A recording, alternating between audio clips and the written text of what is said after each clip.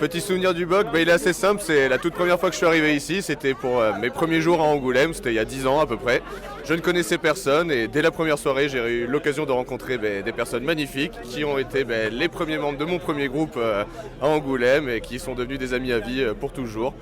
Et entre-temps, ça a formé une grande famille et ça nous crève le cœur de savoir que ce bar ferme parce que c'était vraiment un des seuls lieux de culture d'Angoulême où tous les artistes pouvaient se retrouver, c'était un vrai plaisir. Donc voilà, ce soir c'est la dernière, on profitera à fond. Avoir rencontré une petite copine, avoir rencontré une ex ici, tous les karaokés, les expos que j'ai vus, tous les quiz musicaux auxquels on a participé. Moi ça fait 10 ans que je suis installé à Angoulême, donc j'ai toujours connu ce bar. Yann est devenu un copain, la moitié des clients aussi. Et c'est une grande famille quoi. Les bons souvenirs au Boc, c'est les soirées tarot. C'est ici qu'on a initié une bonne partie de la ville à la pratique. Et c'est une pratique qui perdurera malgré la fin du Boc. Un souvenir au Rock'n'Roll, ça a été une rencontre que j'ai faite après les Miss Eliade il y a quelques années. Et j'ai rencontré j'ai rencontré deux de mes meilleurs amis ici.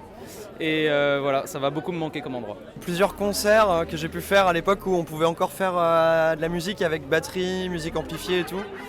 Et puis sinon, toutes les soirées en fait. Toutes les soirées, toutes les rencontres, les pleurs, les rires. Je crois que c'est un ensemble et ça va nous manquer. Hein.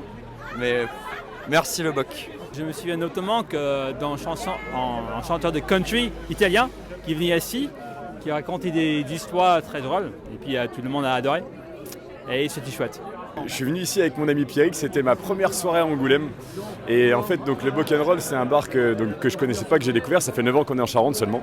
On aurait aimé venir plus tôt mais c'est comme ça, et en fait on s'est pointé ici, on connaissait pas les gens, enfin on connaissait certaines personnes qui sont arrivées plus tard, mais on s'est pointé sur la petite table qui est au fond là-bas. Deux mecs sont venus se pointer, ils se sont assis à la table avec nous, on a commencé à payer des coups à boire, il y a d'autres personnes qui se sont rajoutées. Et le Rock'n'Roll c'est un petit peu ça, tu peux discuter avec qui tu veux, tu peux venir faire ta soirée, tu connais les personnes que tu connais, tu vas discuter avec eux, des personnes que tu connais pas, tu viens discuter avec eux, tu rencontres d'autres personnes. Ça fait vraiment un petit peu bar de quartier, pub irlandais, ça fait vraiment authentique par rapport, il y a plein de chouettes bars ici, mais pour moi c'est mon bar préféré parce que c'est le plus authentique en fait, voilà.